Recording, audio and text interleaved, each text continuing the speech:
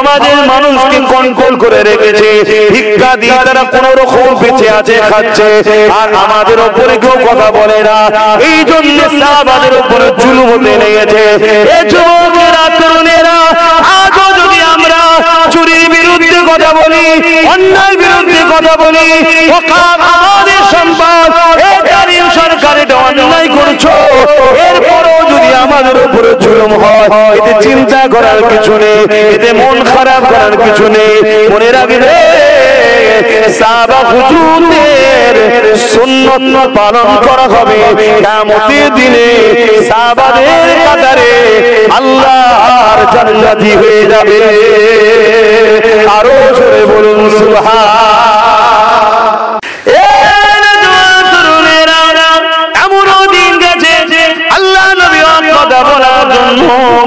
নবী পাকের উপরে এত জুলুম হয়েছে, আল্লাহ নবীর ঘর মুবারক হুজরাকে ঘিরে নিয়েছে।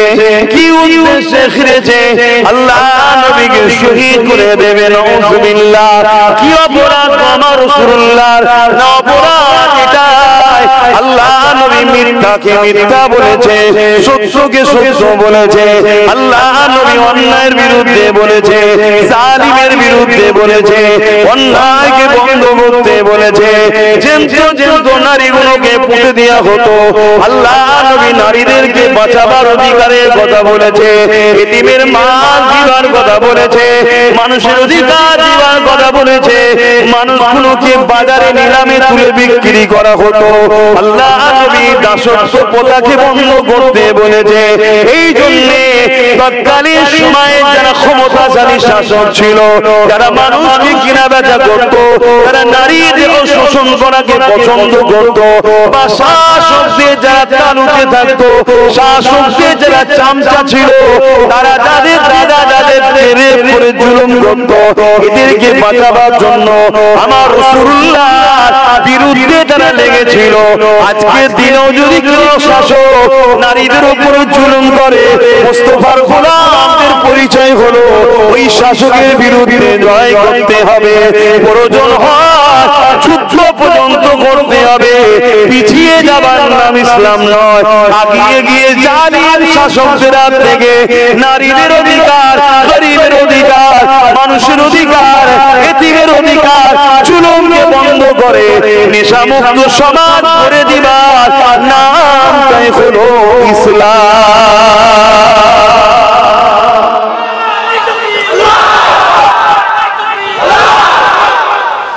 বাবেরা, নওজওয়ানেরা, মন দিয়ে শোনে। হযরত মুসা আলাইহিস সালাম চলে গেলেন ফেরাউনের দরবারে। রাজ দরবারে পৌঁছে গেছে। ফেরাউনের সামনে গিয়ে বলতে লেগেছে, ফেরাউন রে, তুমি জুলুম বড্ড বাড়াবাড়ি করতে লেগেছো, তোমার জুলুমের সীমানা অতিক্রম হতে লেগেছে। এ ফেরাউন, আল্লাহকে ভয় করো, আযাব আসার আগে তুমি পরিবর্তন হয়ে যাও। তাহলে আজকে তো আমাদেরও বলা দরকার, আজও সমাজের বুকে অনেক লোকেরা রাজ ক্ষমতার জোরে ফেরাউনের মতো সীমানা লঙ্ঘন করতে চাইছে। এ আজকের ফেরাউনেরা সুধরে যাও, পরিবর্তন হয়ে যাও, আল্লাহর আযাব আসার আগে সুধরে যাও। না হয় কয়েকদিন আগে মায়ানমারকে লড়িয়ে দিয়েছে, কাল তোমাকে লড়াতে আল্লাহর দেরি লাগবে না। বলা দরকার না? বাবা বলবো না, জেল হয়ে যাবে। এত যে তকদিরে থাকে হবে। আমার ছোট ভাই জেলে গেছিল, জানেন তো? আমি যাইনি, ও চলে গেছে। সবচেয়ে বেশি বলি আমি, ঠিক না বেটি? ও চলে গেছে, আমি যাইনি। ওর কপালে ছিল, গেছে, ঠিক না বেটি? কাল আমারও কপালে আছে না নেই আমি জানি। যদি থাকি তোমরা সবাই মিলে বাদ দিতে পারি। তো জেলের ভয়ে তুমি আল্লাহ থেকে দূরে সরে যে বলছে ভালোবাসি, জেলের ভয়ে নবীর দিন ছেড়ে দিয়ে বসে বলছে ভালোবাসি, একে কি বলা হয়? মুমিন। তোমরা তো আম মানুষ, তোমাদের ভয় খাওয়াটা তো স্বাভাবিক। এখন মলি সাহেব, ইমাম সাহেব, পীর সাহেব সব সাহেব ভয়ে কুকড়ে গেছে। না না না না না, একদিন কিন্তু সব বেটা কথা বলবে, সেদিন দেখবে সব চোখে ধোঁ, আর কিছু কথা বলো লাভ কথা বলে, তখন বেরিয়ে চলে গেলে তখন কথা বলবে কেন? তখন তো নিজের পাতে আর ঝোল নেই, দেখছে আমার পথে নেই, তখন দেখবে সব কথা বলবে। আর নিজের পাত তো ভর্তি, বিড়াল ডিঙাতে পারছে না, এত নিয়েছে পাতে, খাবি কি করে এতটা নিয়ে? তো নিয়েছি, এখন পরের কথা পরে।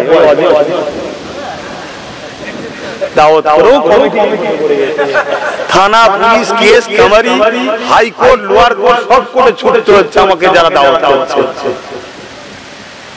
কথা বুঝছেন না? কিছু করার নেই, আমার রেটও বেশি, তারপরেও দেখছি বলছে তাই নিয়ে যাবো। তাহলে এটা আল্লাহর পক্ষ থেকেই হচ্ছে নাকি? তাহলে আল্লাহর পক্ষই যখন সব হয়, তাহলে আমি মানুষের উপর নির্ভর করবো কেন? আমি তো নির্ভর করবো আল্লাহর উপরে। হ্যাঁ, আমি যদি কিছু অন্যায় কথা বলি বলুন, ভুল কথা বলি বলুন, কারোর উপরে জুলুম করছি বলুন, কাউকে মিথ্যা কথা বলছি বলুন, যা শাস্তি দেবেন মেনে নেব। আর সত্য বলাতে যদি পুরো দুনিয়াকে বেজার হয়, পুরো দুনিয়া বেজার হতে যাক, সত্যই বলা হবে। জোরে বলুন সুবহানাল্লাহ। সত্যকে কখনো পৃথিবীকে খুশি করার জন্য চেপে দেওয়া যায় না। পুরো পৃথিবী বাজার হয়, হতে যাক, সত্য সত্য।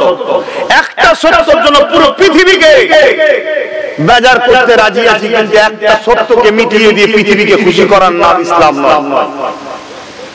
হযরত ওমর ফারুক রাদিয়াল্লাহু তাআলা হুজুরের হাতে একজন খ্রিস্টান বাদশা ঈমানের কলেমা পড়েছে। খুশির খবর না খারাপ খবর? আজকে যে আমার দেশের প্রধানমন্ত্রী বড্ড জুলুম করছে, কাল যদি মুসলমান হয়ে যায়, ভালো কথা না খারাপ কথা? সবাই বলে আল্লাহ হিদায়াত করুক, বলুন আমিন। অসুবিধা জুলুম করছে না করেন? হ্যাঁ, জুলুম করছিস তাই বলেছি বাবা, তুই জুলুম করছিস দোষ না, আমি বললে তোর গায়ে লেগে যায়। হ্যাঁ, তো সেই জায়গায় একটা খ্রিস্টান বাদশা এখন ইসলাম কবুল করেছে। ইসলাম বলতে অনেকে মনে করে শুধু একটা ধর্ম না, ইসলাম ইনসাফের নাম, ইসলাম ইনসানিয়াতের নাম, ইসলাম মানবতার নাম, ইসলাম জুলুম মুক্ত সমাজ গড়ার নাম, ইসলাম ক্ষুধার্ত মানুষকে খানা খাওয়ার নাম, ইসলাম বস্ত্রহীনকে বস্ত্র দিবার নাম, ইসলাম মদ মুক্ত, নেশা মুক্ত, খুন মুক্ত, ধর্ষণ মুক্ত সমাজ গড়ার নাম। আমার দেশের প্রধানমন্ত্রী যদি পুরো দেশে ধর্ষণ মুক্ত করে দেয়, পুরো দেশকে মদ মুক্ত করে দেয়, পুরো দেশে যদি ইনসাফ প্রতিষ্ঠিত করে, জুলুম বন্ধ করে দেয়, এটাকেও তো ইসলাম বলা হয়। কথা বুঝছেন না? এর জন্য তো দোয়া করা দরকার। যখন যদি কারো হাত কবুল হয়ে যায়, লোকটা ভালো হয়ে যায়। কি তো যাই হোক, সেই জায়গাতে খ্রিস্টান বাদশা এখন ন্যায়ের দিকে এসেছে, সত্যের দিকে এসেছে। এটা খুশির কথা, ঠিক না? কি গো খুশির কথা? একটা খ্রিস্টান বাদশা যখন চলে এসেছে, পুরো সেই দেশে আমান প্রতিষ্ঠিত হবে, ন্যায় প্রতিষ্ঠিত হবে, ক্ষুধার্ত মানুষ খানা পাবে, বস্ত্রহীনদের বস্ত্র পাওয়া যাবে, সুচিকিৎসা হবে, স্বাস্থ্য হবে, মানুষের নিরাপত্তা বাড়বে, ধর্ষণ বন্ধ হবে, নেশা বন্ধ হবে। আমি তো মুসলিম গ্রামে খুঁজে পাচ্ছি না। কোন গ্রাম এমন দেখাতে পারবেন যে গ্রামে জুলুম নেই, যে গ্রামে এতিমের উপর অত্যাচার হয় না, যে গ্রামে লড়াই নেই, যে গ্রামে নেশা নাই? আছে? ইসলাম আছে তো, মার খাচ্ছে বলছে মুসলমান আছে। হ্যাঁ, নামে তাল পুকুর ঘটি ডোবে, নামে মুসলমান 250 কোটি, প্যালেস্টাইন মার খাচ্ছে সবাই। বড় বড় খাসি, বড় বড় দুম্বা, বড় বড় গরু জমাই করে করবে কি বলে ঈদে সব ফুর্তি করে খেয়ে নিচ্ছে। অনেক আবার ঈদ উপলক্ষে করে মেলা দিচ্ছে, ছেলে মেয়ে সেজে গুজে ওই ওই করছে। কারা? এই অমুসলিমরা। বলুন বলুন, মুসলমান হচ্ছে, ওদের ভাইদেরকে খুন করছে, ওদের শিশু 17,000 বাচ্চাকে প্যালেস্টাইনে মেরে দিয়েছে। আমাদেরই প্রথম কেবলা মসজিদে আকসাকে মিটাতে চাইছে। আমরা আনন্দের মধ্যেই আছি। তাহলে আমরা মার খাবো না তো কারা খাবে? তো ওই খ্রিস্টান বাদশা এখন কাবা শরীফে গেছে হজ করতে, আর একটা গরিব মানুষ। ইসলামের একটা খুবসুরাতি হলো এটা, আমি মসজিদে ঢুকেছি, মসজিদের ইমাম সাহেবকে, যে কিনা একজন ভ্যান চালকের ছেলে, বাপ ভ্যান চালায়, কষ্ট করে ছেলেকে হাফেজে কোরআন করেছে, মসজিদের ইমাম। যে কিনা একজন চাষির সন্তান, বাপ চাষ করে, কষ্ট করে ছেলেকে হাফেজ করেছে, মসজিদের ইমাম। এখন ইমাম চাষি বা ভ্যান চালক বা লেবার তার ছেলে, আর আমি জওয়ানের মুজাদ্দেদ নবী বংশের বাদশা মসজিদে ঢুকেছি। আমার ঘাড়কে ওই চাষির বেটার পিছনে ইফতিদা করে নামাজ পড়তে হবে, এর নাম হলো ইসলাম। জোরে বলুন সুবহানাল্লাহ। এখন আমি যদি বলি ওর বাপ ভ্যান ছাড়া ওর পিছনে ইফতিদা করবে কেন, তাহলে আমি ইসলামের মধ্যে নাই। শুনছেন না? শোনেন, ইসলামের খুবিয়া হলো আল্লাহর কাতারে যখন দাঁড়িয়ে যাবে, ঠিক হজে তো কে বড় লোক, কে কোথাকার মিনিস্টার, রাজা, প্রজা সব দেখা দেখির ব্যাপার নেই। তা ওই খ্রিস্টান রাজা তওয়াফ করছে আর ওর পিছনে একজন গরিব সেও তওয়াফ করছে। ভিড়ের মধ্যে বেখিয়ালে ওই ইহরামে পা পড়ে গেছে খ্রিস্টান রাজা, তখন আর খ্রিস্টান নাই, তাই বুঝাবার জন্য বলছি, পা পড়ে গেছে। যখনই পা পড়ে গেছে, সেই যে অহংকার, সেই যে দাম্ভিকতা, কথা বুঝে আসছে না? নাই ইসলামে যত বড় রাজা হও, সুলতান হও, অহংকার করা হারাম। তাই উমর ফারুক অর্ধেক পৃথিবীর রাজা হওয়ার পরও গাছতলায় ধুলো বালিতে বিনা পাহারায় ঘুমিয়ে থাকতো। জোরে বলুন সুবহানাল্লাহ। আর আজকাল ছোট ছোট একটা নেতা, একটা বুথের বা পঞ্চায়েতের, তার বাড়ি দেখতে গেলে টিকি খুলে পড়ে যাবে, হারাম কত ছেড়ে খেয়েছে দেখে। আর ও বাইরে বেরোলে বডিগার্ড ছাড়া বেরোতেও পারছে না। কেন? সব সুযোগে আছে, বেটা একে কে দিয়ে চোখে কে দিয়ে মাল ঝেড়েছে, ওর মাল ঝেড়েছে, সুযোগে ঝেড়ে দেবে। ও জানে আমি তো শয়তান, মেরে দেবে। আর অর্ধেক পৃথিবীর রাজা উমর ফারুক ঘুমোচ্ছে, একজন তরোয়াল নিয়ে এসেছে মারবে বলে। উমর ফারুকের এই দৃশ্য দেখে দাঁড়িয়ে আছে। উমর ফারুকের ঘুম ভেঙে গেছে, বলছে আপনি উমর? বলছে হ্যাঁ, আমি এসেছিলাম আপনাকে মারবো বলে। আপনার কি অবস্থা? অর্ধেক পৃথিবীর রাজা। দেখুন, জনগণ আমাকে রাজা বানিয়েছে, কিন্তু আমার ইনকামে আমি চলি, জনগণের ইনকাম আমি নিই না। জোরে বলুন সুবহানাল্লাহ।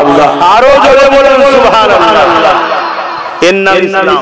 তাহলে এমন যদি শাসক হয়, আপনাদের অসুবিধা আছে না? আপনাদের অসুবিধা আছে তো? আপনারা কে বল ফ্রিতে ভাত দেবে? দেখ, বিরিয়ানি কিন্তু ফ্রিতে পাওয়া যাবে, দেখ পেঁয়াজ আলু যেন ফ্রিতে মাসে মাসে চলে আসে, ওই খেয়েই শান্তি। কথা বুঝে আসছে? কিসের যে চুরি করে, না মদ বিক্রি করে, না গরিবকে খুন করে, ওসব দেখা দেখি সময় নেই। খেল খেল, কষ্ট হলে বলবেন, আমি হালকা হালকা, কোনো অসুবিধা কি আছে? আল্লাহকে বলবো আল্লাহ শুনতে চাইনি তো আমি কি করবো? খোদা শুনতে চাইনি তো আমি কি করবো? আমি তো শোনাতে চেয়েছিলাম, শুনতে চাইনি। হযরত ওমর ফারুক হুজুর তিনার আদালতে, তিনার দরবারে বিচার এসেছে কি খ্রিস্টান রাজা ওই গরিব মুসলমানটাকে চর মেরেছে। শুনছেন? রাগে মেরে দিতে চর। সে অহংকার হয়ে গেছে, আমার পা দিয়েছে, ভিখারি কোথাকারে। বিচারে ওমর ফারুক বিচারে বসেছে, জিজ্ঞেস করছে। বিচার যখন শুরু হবে, কাঠ গড়ায় দাঁড়াতে হবে না? তো এই রাজাকে যে ছিল, সে মুসলমান হয়েছে, তাকে বলছে দাঁড়াও। তখন সে বলছে, উমর আমি কিন্তু একটা রাজা, তুমি আমাকে কাঠ গড়ায় দাঁড় করাচ্ছ। উমর ফারুক বলছে, তুমি রাজা হও আর যেই হও, তোমার নামে বিচার এসেছে, তুমি এখন কাঠ গড়ায় দাঁড়াতে হবে। ওটা অন্য জায়গায় চলে, ইসলামে সবাই সমান। জোরে বলুন সুবহানাল্লাহ। তুই রাজা তখন দাঁড়িয়েছি। তাহলে বলুন, এইরকম যদি সমান হয়, যারা ভিআইপি লোক তারা কি কখনো ইসলামকে রাখতে চাইবে? কথা বলে যারা বড় লোক, ছোট লোক, গরিব। এই যেমন উত্তর প্রদেশে একটা ছোট বাচ্চা কোন একটা লোকের পানির পাত্রে হাত দিতে বলে মেরে ফেলেছে। কেন? তুই নিচু জাত, আমার পাত্রে হাত দিলি কেন? মেরে দিলে। এইসব জাত যারা ভেদাভেদ করে, তারা কি চাইবে ইসলাম থাক? কেন ইসলামে এসব চলবে না। এখান থেকে কেউ যদি কোনো মানুষ গরিব হতে পারে, ফুটপাতে ভিখারি হতে পারে, সে যদি একটা পাত্রে পানি খায়, ওই পানিটা আমি যদি মনে করি মুখ দিয়েছে আমি খাবো না, ঘৃণা করি, ইসলাম থেকে বেরিয়ে যাবো। শুনছেন না? শুনছেন? এখানে ভেদাভেদ না। তাহলে সেই জায়গাতে ও রাজার কিন্তু প্রেস্টিজে লেগেছে। ও যাই হোক, তারপরও দাঁড়িয়েছে। কেন? ওমর ফারুকের সামনে তো কথা বলার রাস্তা নেই, দাঁড়িয়েছে। জিজ্ঞেস করছে, তুমি মেরেছো? হ্যাঁ মেরেছি। কেন? পা দিয়েছে। তুমি কেন? হুজুর জাহাপানা আমার বেখিয়ালে হয়ে গেছে, মেরেছো কেন? হুজুর ফয়সালা দিচ্ছে, তুমি একটা চর মেরে প্রতিশোধ তুলে নাও। একটা চড় মেরে প্রতিশোধ তুলে নাও। খ্রিস্টান রাজা বলছে আমাকে 2 দিন সময় দেওয়া হোক, 2 দিন সময় দেওয়া হোক।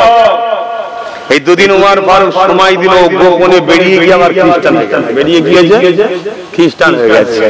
উমর ফারুক পরে জুম্মাতে খুতবা দিতে উঠছে, মসজিদ ভর্তি লোক একে অপরের কানা খোঁচা করছে। একটু রাজা মানুষ, একটু নরম দেখালে হতো, একটু নরম দেখালে হতো। উমর ফারুক হুজুর জালাল এসে গেছে। ধর্মটা উমরের বাপ বাগদাদের নয়, ধর্মটা হলো মুহাম্মদ রাসূলুল্লাহ। জোরে বলুন সুবহানাল্লাহ। বারবার বারবার ক্ষমতা উমরের নয়, ইসলামের আদালতে যে ফয়সালা উমর সেটা করেছে, এতে কে থাকবে কে বেরিয়ে যাবে ওটা উমরের দায়িত্ব নয়, ওটা নসিবের ব্যাপার। জোরে বলুন সুবহানাল্লাহ। অতএব ইসলাম নীতির উপরে চলে, ইসলাম নীতির উপরে চলে। পীরের জন্য মশলা চেঞ্জ করে দেবেন নাকি? ইসলামের জন্য মশলা চেঞ্জ করে দেবেন নাকি? না, নীতি নীতি।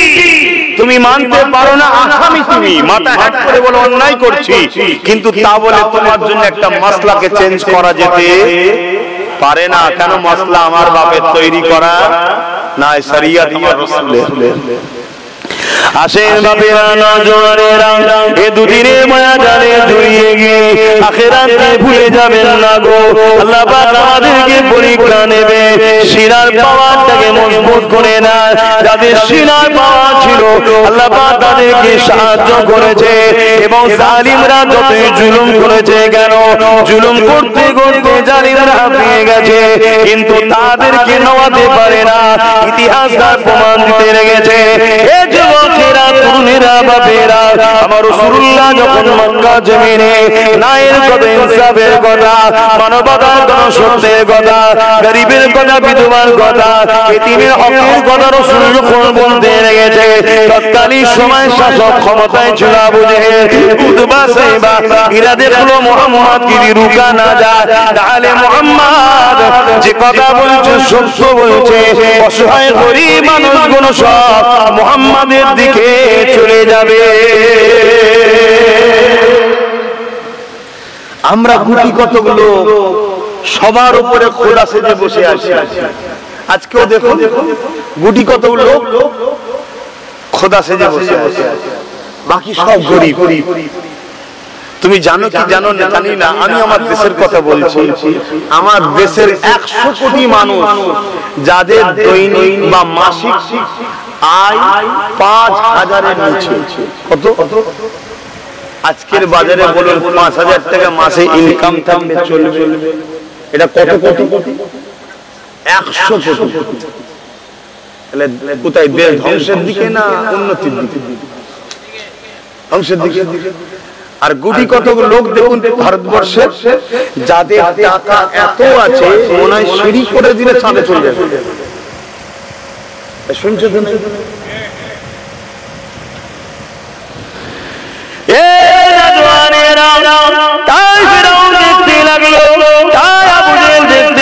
মুহাম্মদ রাসূলকে রুখতে হবে, যদি না রুখা যায়। মুহাম্মদ গরিবের পক্ষে কথা বলছে, মুহাম্মদ ইনসাফের পক্ষে কথা বলছে, মুহাম্মদ হকের পক্ষে কথা বলছে, মুহাম্মদ রাসূল তিনদের হকের কথা বলে, গরিবের হকের কথা বলে, বিধবার মর্যাদার কথা বলে, মানুষের সম্মানের কথা বলে, ইনসাফের কথা বলে, ইনসানিয়াতের কথা বলে।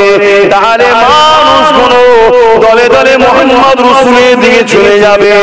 আমার রাসূলুল্লাহর উপরও কত জুলুম অত্যাচার হয়েছিল। কাবার জমিনে আমার রাসূলুল্লাহকে বেহুদী করা হয়েছিল।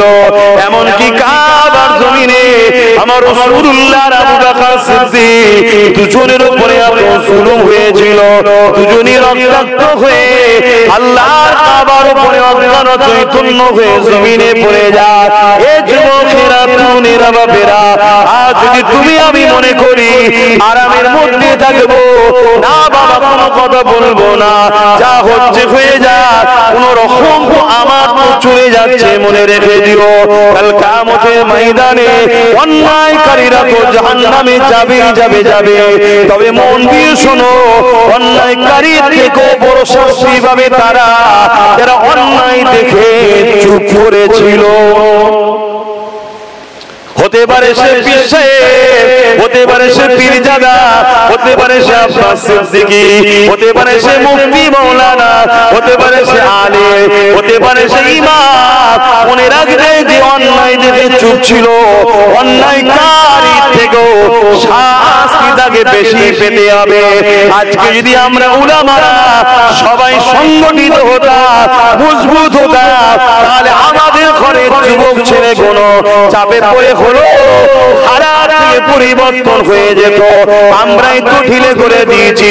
গ্রামে ফাংশন হয়, গ্রামে নাচ হয়, গ্রামে মেলা হয়, চাঁদ রাত উপলক্ষ করে বা ঈদ উপলক্ষ করে বিভিন্ন রকম নাচ গানের অনুষ্ঠান হতে লেগেছে। এই যুবকেরা এই বিষয়ে যদি সবাই ঐক্যবদ্ধ হয়ে উলামারা ফতোয়া জারি করে দিত, চাঁদ রাত উপলক্ষ করে ঈদ উপলক্ষ করে যে মুসলমান ঘরের ছেলেরা এই উপকর্ম করবে, এদের জানাজা পর্যন্ত পড়া যাবে না, এদের সঙ্গে কোনো মুসলমান সম্পর্ক রাখতে পারবে না, এদেরকে কোনোভাবে মসজিদে প্রবেশ করতে দেওয়া যাবে না, এদের সঙ্গে সমস্ত দিক দিয়ে সোশ্যাল বয়কট করে দেওয়া হবে। কেননা গুনাহ করলে পাপ হয়, নিজের গুনাহ যদি করো পাপ হবে, মদ খেয়েছো পাপ হবে, সিনেমা দেখেছো পাপ হবে, গান শুনেছো পাপ হবে। আল্লাহর কাছে তওবা করলে ক্ষমা হয়ে যাবে। কিন্তু ধর্মের লেভেল দিয়ে ইসলাম ধর্মের পবিত্র একটা উৎসব হলো ঈদ। ঈদ উপলক্ষ করে ফাংশন, তার মানে ইসলামে রয়েছে ফাংশন, ইসলামে রয়েছে গান বাজনা। তুমি ইসলামকে কলঙ্কিত করলে এর জন্য এখানে পাপ হয় না। ওই সমাজ যুবক ছেলেটা সঙ্গে সঙ্গে বেঈমান কাফের হয়ে যায়। কাফেরের জানাজা হয় না, কাফেরের জন্য কবরস্থ করতে লাগে না, কাফেরকে নিয়ে মসজিদের মধ্যে প্রবেশ করার প্রয়োজন নাই। কিন্তু দুঃখের বিষয় যে সব এলাকায় কোন কাজ হতে লেগেছে, খেয়াল করে দেখুন ওই সব এলাকায় যারা আলেম উলামা মুফতি মাওলানা রয়েছে, তাদের দিলে নবীর প্রেম নেই, সাহাবাদের প্রেম নেই, ওলি আউলিয়াদের তারা বিরোধী করে। কেন বিরোধী করে? এরা মূলত হলো ইসলামের দুশমন। আজকের আবুজের উতবা সাইবাদের টাকা দিয়ে মুসলমান সেজে মুসলমানদের ঈমানকে লুটার জন্য চেষ্টা করতেছে। বুঝছেন তো না? কিন্তু এই ওয়াজ করলে ওই সব মুনাফিকগুলো আমার বিরুদ্ধে হবে না, হবে না, হবে না। কারা? যারা গান বাজনায় নাচছে না, আমি তাদেরকে বলছি, তাদেরকে তো বলছি না পরিবর্তন হবে ইনশাআল্লাহ, তারা পরিবর্তন হবে। কিন্তু তাদেরকে ওই কাজে যারা উৎসাহিত করছে, যারা মুনাফিক আলেম, মুনাফিক পীর সাহেব, মুনাফিক মুফতি, মুনাফিক মাওলানা, আপনারা অবাক হয়ে যাচ্ছেন না তো যে আলেম আর মুনাফিক, মানে আলেম কখনো মুনাফিক হয় না, মুনাফিক আলেম সেজেছে, মুনাফিক পীর সেজেছে, মুনাফিক বক্তা সেজেছে। যারা এইগুলো সব হচ্ছে সেসব এলাকায় খেয়াল করে দেখুন, তারা সমাজের বুকে আমাদের ঈমানটাকে বার করছে। কেন? আমাদের যদি সিনার পাওয়ার থাকে, ওই মুসা নবী একাকী যেমন ফেরাউনের দরবারে হাজির হয়েছিল, আমরা আমার পাড়ার যুব সমাজ ঈমান থাকলেই অন্যায় দেখলেই দাঁড়িয়ে অটোমেটিক চলে যাবে। আর একজন দাঁড়িয়ে গেলেই ওর মোকাবেলায় 100 জন ভয় খায়। তার হাতে কিছু নেই, তার ক্ষমতাও নেই, তারপরে ভয় খায়। এটা সিস্টেম। যেমন কোন দেশে পারমাণবিক শক্তি থাকলে সেই দেশকে সবাই ভয় করে না, করে না? ঠিক তেমনি কার মধ্যে যদি ঈমান থাকে, তাকে দুনিয়ার প্রত্যেকটা জালিম ভয় করে।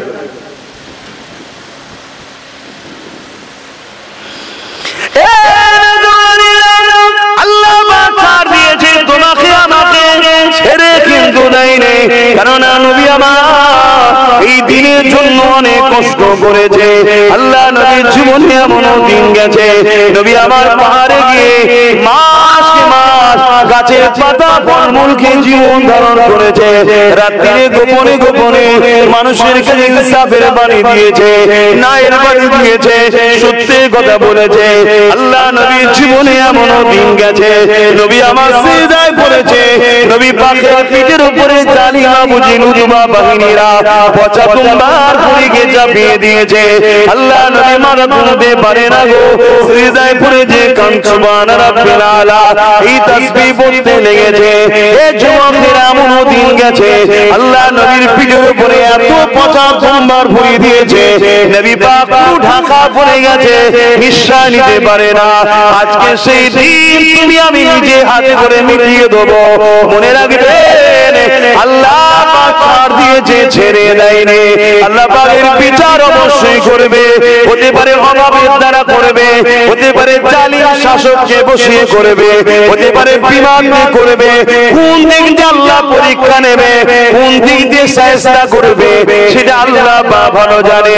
কিন্তু মনে রাখবেন আল্লাহ পাক ছাড় দেয়, ছেড়ে কিন্তু কাউকে দেয়নি।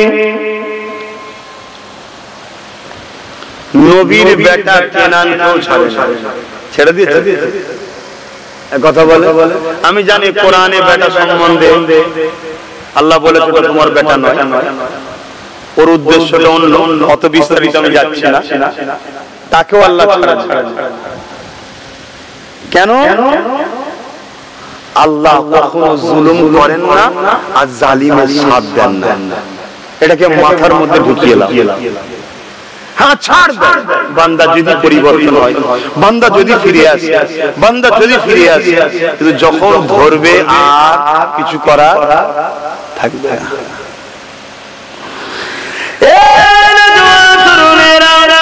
এমনও দিন গেছে আল্লাহ নবী কথা বলার জন্য নবী পাকের উপরে এত জুলুম হয়েছে, আল্লাহ নবীর ঘর মুবারক হুজরাকে ঘিরে নিয়েছে। কি উদ্দেশ্যে ঘিরেছে? আল্লাহ নবীকে শহীদ করে দেবে। নাউযুবিল্লাহ। কি অপরাধ আমার রাসূলুল্লাহর? না অপরাধ এটাই আল্লাহ নবী মিথ্যাকে মিথ্যা বলেছে, সত্যকে সত্য বলেছে। আল্লাহ নবী অন্যায়ের বিরুদ্ধে বলেছে, জালিমের বিরুদ্ধে বলেছে, অন্যায়কে বন্ধ করতে বলেছে। যেহেতু নারীগুলোকে পুঁতে দেওয়া হতো, আল্লাহ নবী নারীদেরকে বাঁচাবার অধিকারের কথা বলেছে, এতিমের মাল দিবার কথা বলেছে, মানুষের অধিকার দিবার কথা বলেছে। মানুষগুলোকে বাজারে নিলামে তুলে বিক্রি করা হতো, আল্লাহ নবী দাসত্ব প্রথাকে বন্ধ করতে বলেছে। এই জন্য তৎকালীন সময়ে যারা ক্ষমতাশালী শাসক ছিল, যারা মানুষকে কিনা বেচা করত, যারা নারীদের শোষণ করাকে পছন্দ করত, বা শাসকদের যারা তালুতে থাকতো, শাসকদের যারা চামচা ছিল, তারা যাদের দাদা যাদের রেপ করে জুলুম করত, এদেরকে বাঁচাবার জন্য আমার রাসূলুল্লাহর বিরুদ্ধে যারা লেগেছিল, আজকের দিনেও যদি কেউ শাসক নারীদের উপরে জুলুম করে, মুস্তাফার গোলামদের পরিচয় হলো ওই শাসকের বিরুদ্ধে লড়াই করতে হবে। প্রয়োজন হয় যুদ্ধ পর্যন্ত করতে হবে। পিছিয়ে যাবার নাম ইসলাম নয়, আগিয়ে গিয়ে জালিম শাসকদের হাত থেকে নারীদের অধিকার, গরীবের অধিকার, মানুষের অধিকার, এতিমের অধিকার, জুলুমকে বন্ধ করে নেশামুক্ত সমাজ করে দিবার নামটাই হলো ইসলাম।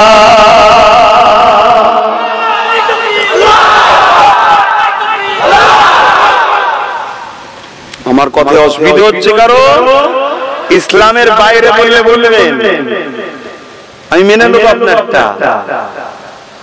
আর যদি যে বলেন না ঠিক বলছেন, তাহলে আপনাকে মানতে হবে। একটা ব্যক্তি জীবনের ইবাদত আর একটা সমাজ জীবনের ইবাদত। নামাজ ব্যক্তি জীবন, ঈশান নামাজ পড়ে আমি ঘর থেকে বাইরে 15 মিনিট লাগলো, অনেক দূরে রাস্তা, তাই তো নাকি? 15 মিনিট লাগলো, তাও আস্তে আস্তে কেন ড্রাইভার নেই, নিজেই চালিয়ে। আপনারা ওই 25 নামাজ পড়েছে, যারা পড়েন এর জন্য কি আপনারা যারা করেছেন আপনাদের কোনো ক্ষতি হবে? বলুন বলুন বলুন। যারা পড়েন তার ক্ষতি, আপনাদের কোনো ক্ষতি হবে? আপনার নামাজ পড়াতে যারা পড়েনি তাদের কোনো উপকার হবে? কথা বলে, ওটা সম্পূর্ণ ব্যক্তি জীবন। কিন্তু এই সমাজে যদি চোর, এই সমাজ যদি চোর মুক্ত হয়, বল সবার উপকার হবে না? তাহলে একটা ব্যক্তি জীবনের ইবাদত, ব্যক্তিকে ভালো, নিজের লাইফকে ভালো করা, আর একটা সমাজ পরিবেশ নিয়ে ভালো করা। 24 ঘন্টায় 5 ওয়াক্ত নামাজ আল্লাহর হুকুম, এত নাকি 5, 10, 50 মিনিট 1 ঘন্টা, তো বাকি 23 ঘন্টা কি জন্য দিয়েছেন? এমনি এগুলো বুঝতে হবে। বড় দুঃখ, আমাদেরকে বড় প্ল্যান করে খারাপ করা হয়েছে, আর আমাদেরকে খারাপ করছে তারা যারা আমাদের মাথায় মোল্লা মৌলী সাহেব সেজে বসে আছে। তারা সব বড় বড় টাকার লেনদেন হয়ে গাদ্দার সব বসে আছে। কথা শুনছেন না শুনেন? হ্যাঁ, ভালো নেই বলবো না, ভালো আছে আলহামদুলিল্লাহ। তারা এইভাবে বুঝে আপনাদের আছে, ভালো না থাকলে দুনিয়া থাকবে কি করে? তারা আপনারা করে নামাজের কথাও যেমন বলে, সব বিষয়টাও বলে। আচ্ছা, এই সমাজে যদি মদ না থাকতো, এই সমাজের হাজারো নারী সংসার বাঁচত না? এই সমাজে যদি মদ না থাকতো, ক্রাইম খুন কমতো না?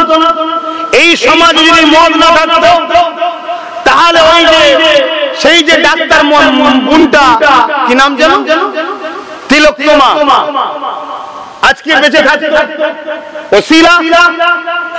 এই সমাজে যদি মদ না থাকতো, অ্যাক্সিডেন্ট কম হতো।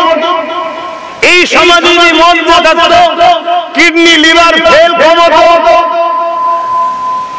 এইটাকে বন্ধ করার নাম হলো ইসলাম। জোরে বলুন সুবহানাল্লাহ।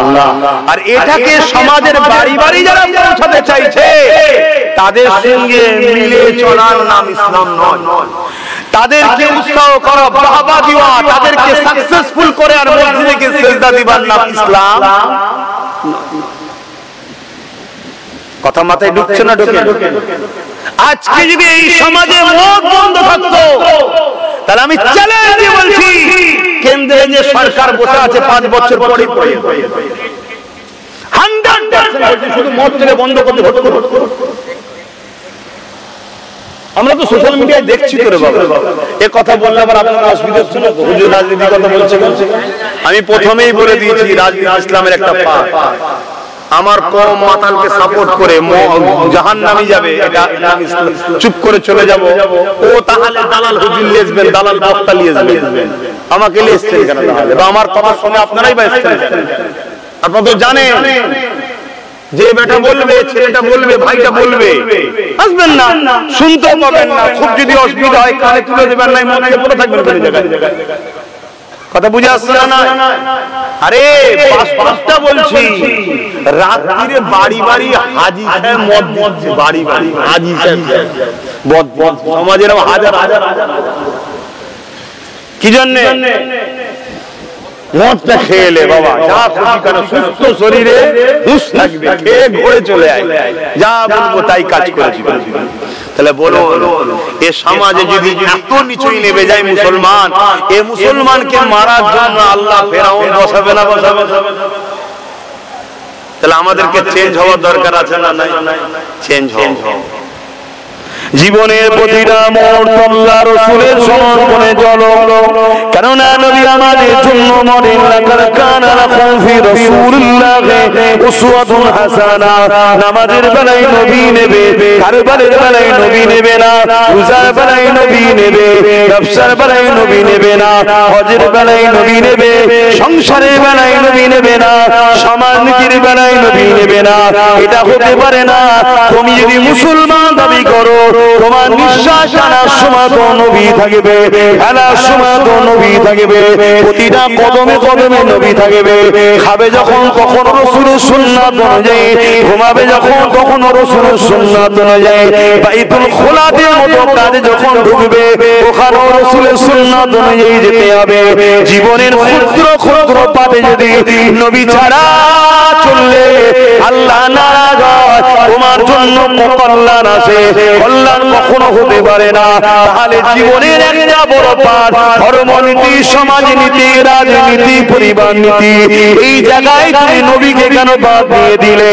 কে কাকে নেবে দেখা দরকার না।